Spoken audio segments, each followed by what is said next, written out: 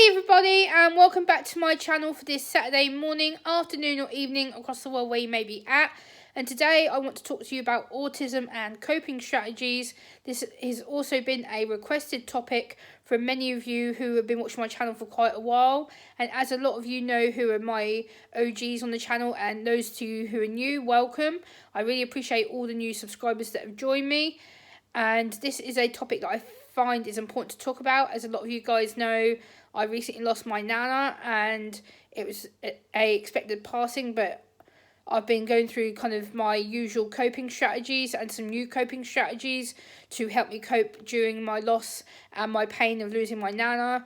You know, it's been a really, really hard couple of weeks. I've been feeling really emotional, really down, really no energy, not motivated, and I need to get back to doing routine and get back to doing things that were.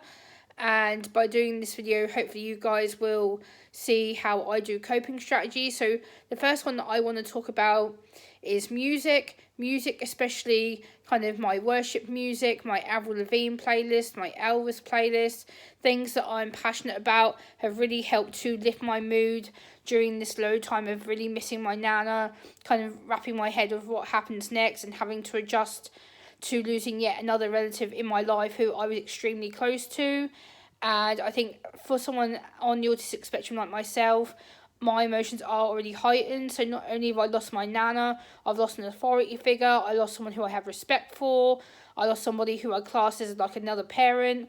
I had a lot of time to spend with her. I absolutely adored her. She was somebody who supported me, believed in me, understood me as a person. She used to always say to me as soon as I got through the door, "Oh, Jem, put the kettle on," because I used to literally go up her flat stairs and make her cup of tea.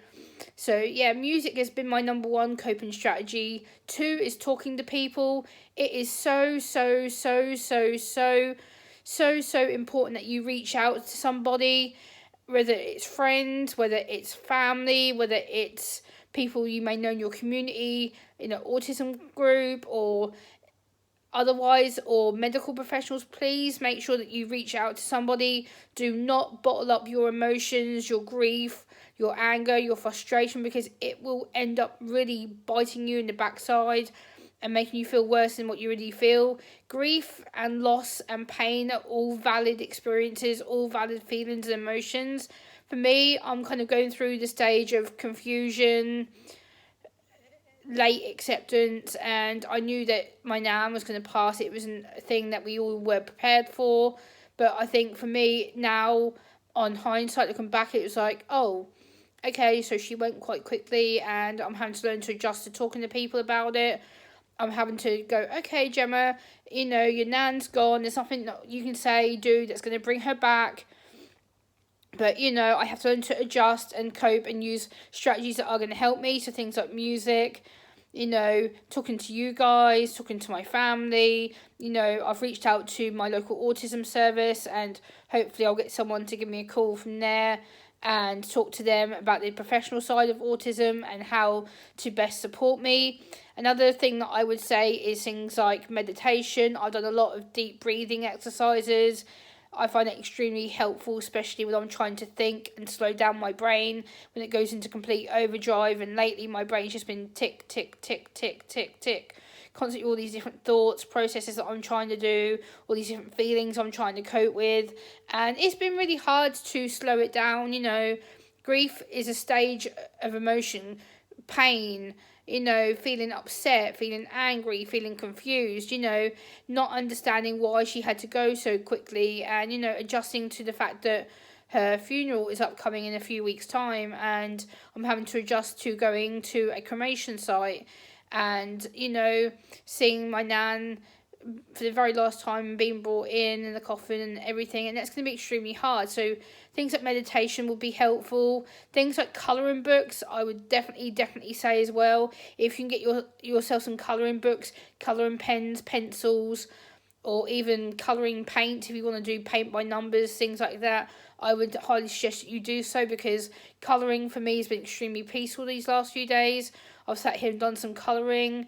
I think that's a way to really help slow down my mind, my thoughts, my feelings, my temper, things that I may not recognise are out of line or have become out of sync due to my emotions of grief, the stage of grief that I'm in. And right now I'm in the kind of stage where I've accepted her passing.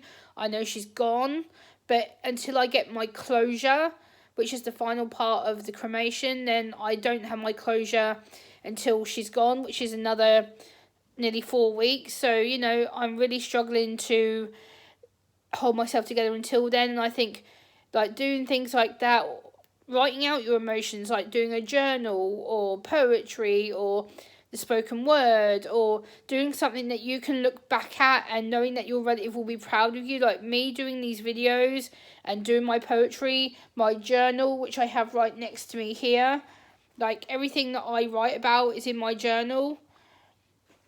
So things like doing a journal, doing poetry, written word, like whether it's just on a bit of paper or in a notebook or an online journal, or some form of written correspondence where you can look back at it and go, okay, so that was how I'm feeling, that was why I felt like that, okay, I understand how I can help myself now. So it's things like that that would help you.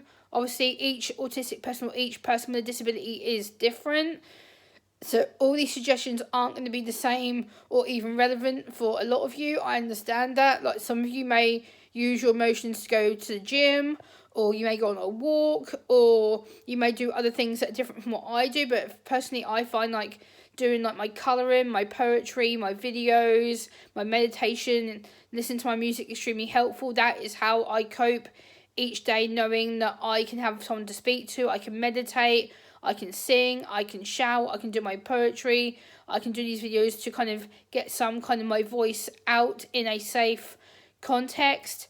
And I think this is something that needs to be talked about more within the autism and disability community, because grief is such a wide spectrumed topic. There is so much more that I can talk about. I think for me personally right now, losing another loved one that I was extremely close to, someone that I respected, someone that I had the utmost love, loyalty towards, and now she's gone, and having that part ripped out of me, metaphorically, I just feel like I'm lost, because my nan meant the absolute world to me. She was someone who spoke up, she understood me.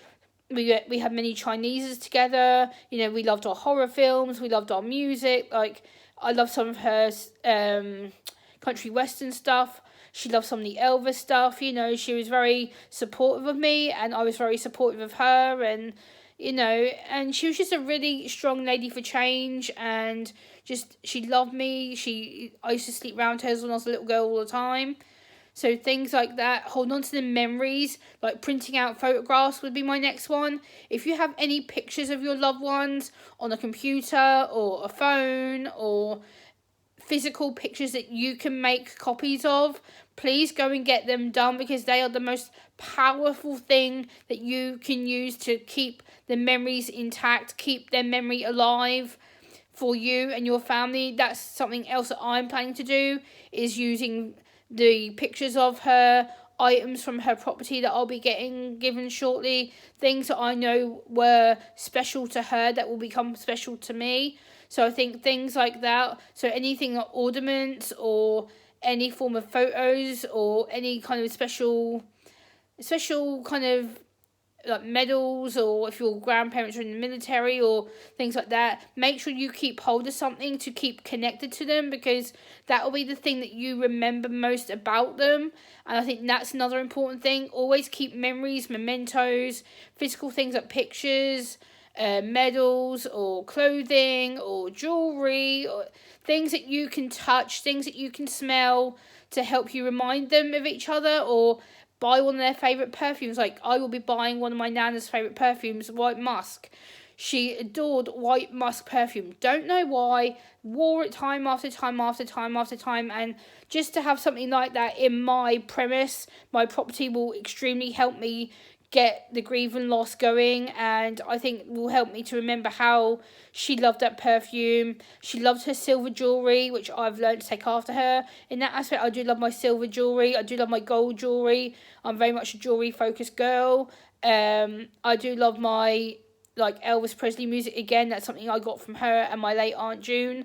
So again, I've got that to fall back on. But I think coping strategies is an important topic to talk about, because some people don't often talk about how to cope through grief, loss, pain. It doesn't just have to be with regards to death. It can be about coping strategies with regards to work, education, other subjects. But today's video is aimed on the topic of death, because obviously I'm going through the grieving process. I've lost my nan, who was just a force for nature. I absolutely adored the woman, and to say that I'm struggling is really kind of an understatement, but I'm masking it right now so that you guys don't see the actual struggle. But I miss her. I've cried every day. I've slept with her picture every day, and I'm still sleeping with the picture. I won't show it on here because I want to keep her dignity, but a lot of people know behind the scenes who are a sinner, and I'm literally, I feel lost right now. I feel absolutely I've had a big hole ripped out my heart. I absolutely miss my nan. It's hurting that she's gone. I can't believe that she is gone. I've kind of been in the acceptance but then denial part of me kicks in. I'm like, oh, well, she's not really gone, is she? But yeah, she's gone. I know she's gone, but, I kind of had that little moment where I'm like, no, she's not gone. And then I'm like, oh, she's gone. She's gone. And I have to think about that. I have to process that. And yeah, I hope this video has helped you some. And I'll see you on the next one. Bye, guys.